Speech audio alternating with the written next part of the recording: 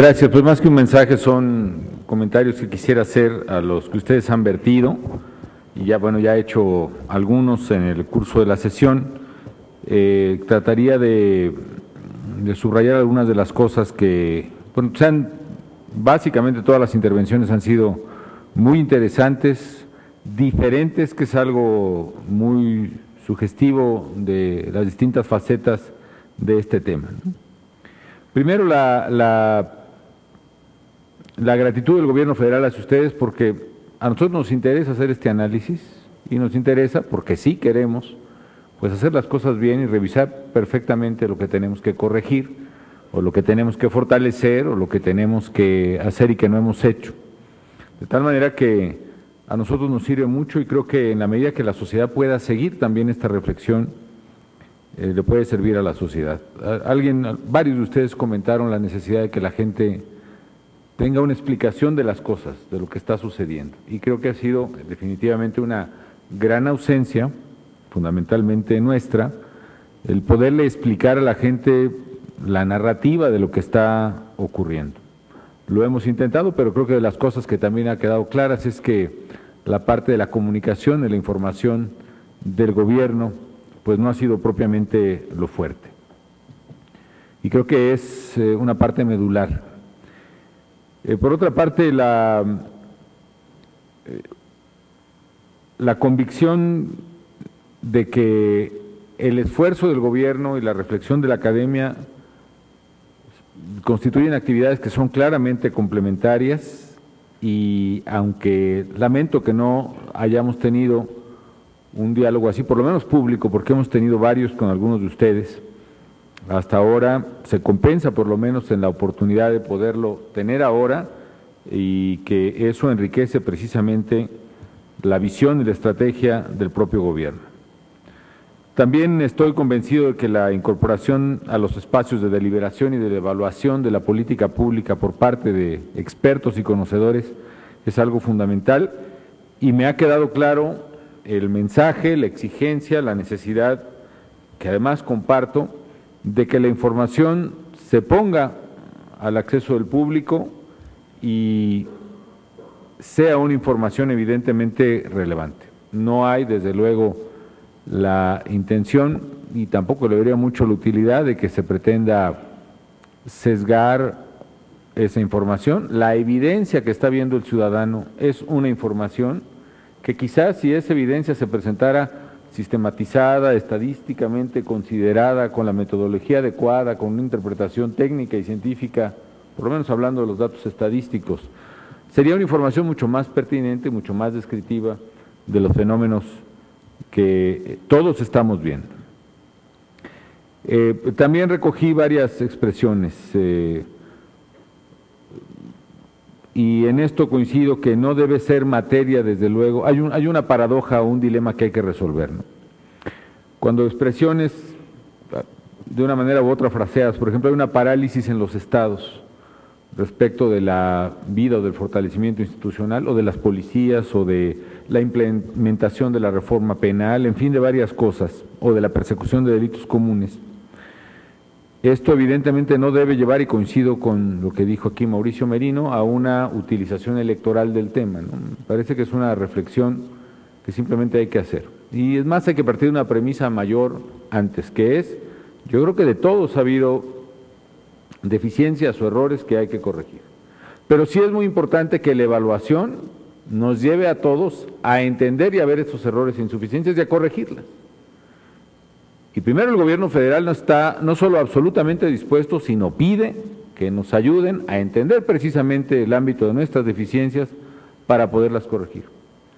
Y segundo, también pedimos que nos ayuden a entender y a otros actores políticos a entender las deficiencias o insuficiencias para que también las puedan corregir.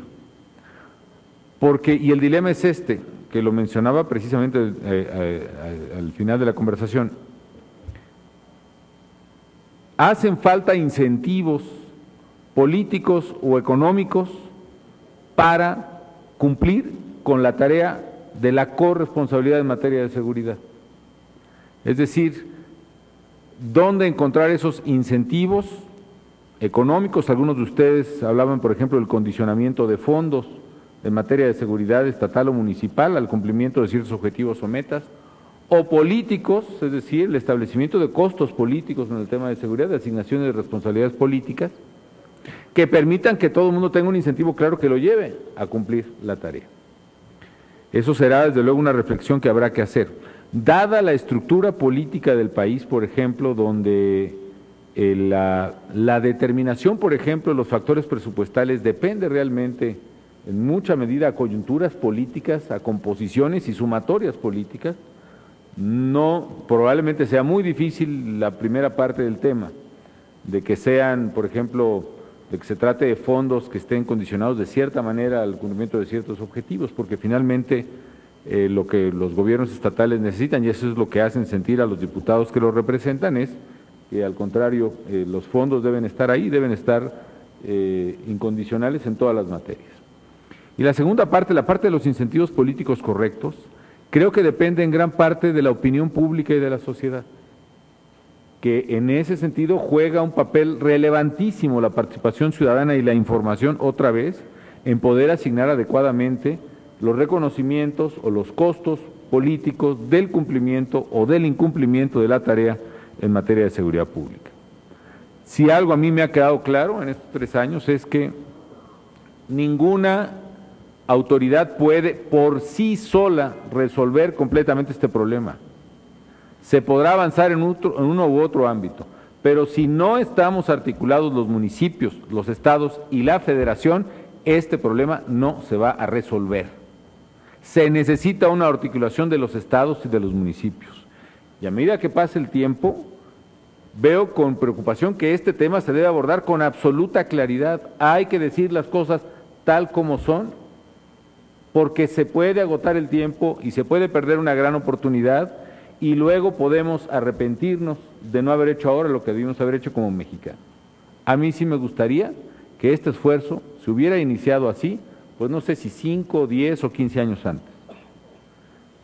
Y creo que si no hacemos otro esfuerzo por hacer lo que nos falta, nos vamos a arrepentir todos el día de mañana de la situación que pueda pues enfrentar el país. ¿Qué recojo que falta en el ámbito federal por lo pronto? Primero, completar el esfuerzo de Policía Federal. Se han reconocido avances, pero también un solo dato de corrupción en una esquina de Ciudad Juárez o de cualquier punto del país es un dato que a mí me preocupa como presidente y que me hace replantearme todo el esfuerzo que estamos haciendo y si en ese esfuerzo, cuáles son las cosas que están fallando. Segundo, que tenemos que avanzar con mayor celeridad y profundidad en la parte ministerial. Quizá un poco la coyuntura nos ha movido, a un poco lo que decía Joaquín Villalobos, a que la parte de contención de la criminalidad, la parte de disuasión del hecho criminal, ha llevado precisamente una priorización coyuntural de todo este esfuerzo. Es decir, el hacer evidentemente que todo homicidio debe ser perseguido e investigado. Y aquí omito la consideración si es del ámbito del fuero común o del fuero federal. Todo homicidio, todo delito debe ser investigado y esa es la clave para vencer la impunidad. Sin embargo, evidentemente, en un volumen de hechos delictuosos, en un volumen de homicidios de 28,000 homicidios, el énfasis del Estado, por lo menos la parte federal, ha sido tratar de disuadir y contener y tener una presencia de fuerza tal que inhiba o persuada a la fuerza o al poder fáctico que está cometiendo esos homicidios, ¿no? Es decir, en otras palabras, para poder disuadir las 20 camionetas que van en la calle armadas hasta los dientes, necesitamos una presencia mucho más fuerte y mucho mejor armada y mucho mejor disciplinada en esa misma calle que disuada a ese convoy de hacer los actos criminales que suele hacer. Pero evidentemente esto nos lleva a que tenemos que avanzar mucho más rápido en el ámbito del Ministerio Público. Ahora, también recojo el señalamiento de que el gobierno tiene que hacer mucho mayor énfasis en la importancia de la reforma para el ciudadano. Y aquí yo pediría nuevamente la ayuda de ustedes, porque pienso que nadie mejor que los expertos y conocedores del tema nos pueden ayudar a explicarle a la gente por qué es tan importante esa reforma. Porque desde luego el gobierno está obligado a empujarla y la está impulsando, pero el argumento medular que se pregunta a cualquier ciudadano es ¿para qué me sirve esta o aquella ley? Y la explicación práctica de que para qué le sirve al ciudadano desde luego con mucho gusto reforzaremos ese esfuerzo, pero no puede mejor ser proveída que por quienes conocen el tema y que desde luego están pues aquí presentes. Y en eso, en difundir su importancia, pues cuenten también con nuestro apoyo. Otro tema que se mencionó es el tema, ya hablé del tema de la información, simplemente articular nuestras acciones a través de hitos, digamos, de metas intermedias o a través de capacidades que sean medibles, auditables. Yo creo que, estando convencido que, y lo dije desde el primer día de mi gobierno, que esta era una lucha de muy largo plazo, dije en el Auditorio Nacional que iba a costar tiempo, que iba a costar dinero, que iba a costar vidas humanas, como por desgracia ha costado, puede tener resultados medibles si revisamos los compromisos que tenemos. Es decir, es previsible, por ejemplo, que a medida que se vayan desarticulando, sea por la acción del gobierno o quizás sin ser tan pretencioso, sea por la propia acción de los grupos criminales disputándose a muerte, esa es la verdad, un territorio finito, o sea por las dos causas, el hecho es que es previsible que la violencia permanezca un buen rato entre nosotros. Y sí es un hecho que con la captura del Mochomo y el rompimiento entre el Chapo y los Beltrán, sí se generó una guerra que incrementó la violencia, sobre todo en Sinaloa y en la parte del Pacífico. Y sí es un hecho que la ruptura del Golfo Zetas con la familia generó otra violencia, y sí es un hecho que la fractura de los Carrillo con el Chapo generó otra más, y sí es un hecho que la del Golfo Zetas genera otra más, y sí es probable que la caída de un líder, uno de los más importantes del Cártel del Pacífico, vaya a generar también violencia derivada de sus propias fracturas. Pero el punto es que mientras este proceso se da, nosotros seamos capaces de construir los, como dicen ahora, los entregables para la sociedad. ¿Y qué es lo entregable para la sociedad? Entregable son fuerzas policíacas y ministeriales, y yo sumaría también jueces, por cierto, que creo que es donde hay un rezago también enorme, que sean capaces de servir al ciudadano independientemente de la coyuntura que viva dentro del crimen organizado, que sean capaces de atender a la señora que le roban el monedero en el supermercado o en el metro, y que sean capaces de atender al ciudadano que le robaron el coche. Y eso no tiene otro nombre más que fortalecimiento institucional, es decir, policías que sí cumplan con su trabajo, ministerios públicos que sí averigüen los delitos y jueces que sí establezcan la sanción correspondiente. Esa es una meta que yo creo que debemos proponernos entre todos los mexicanos. La tiene desde luego el gobierno federal, pero necesita de la ayuda de ustedes, de los gobernadores, de los legisladores y de los líderes sociales, que pongamos metas de fortalecimiento institucional que le dejen al país un legado de fortaleza pública para enfrentar cualquier situación criminal. Tomo nota además del debate que se ha suscitado aquí de la regulación respecto de las drogas. Es un debate medular que pienso que en primer lugar debe darse habiendo una pluralidad democrática, y qué bueno que la tengamos en el país, que debe analizarse siempre los convenientes e inconvenientes a profundidad. Los argumentos de uno y de otro son fundamentales. Por un lado hay quien alega que precisamente implicaría la legalización un aumento enorme del consumo en varias generaciones de mexicanos, en parte por el efecto económico mismo de la disminución de precio, en parte también por la disponibilidad, en parte también por la idea que se genera de que finalmente es aceptable y socialmente bueno y hasta medicinal, digamos, el uso, lo cual culturalmente tiene una incidencia importante. Implica que un país tome la decisión de dejar a riesgo pues a varias generaciones de jóvenes y adolescentes, pero por otro lado tiene efectos de valor económico importante en el sentido de reducir flujos importantes para la criminalidad.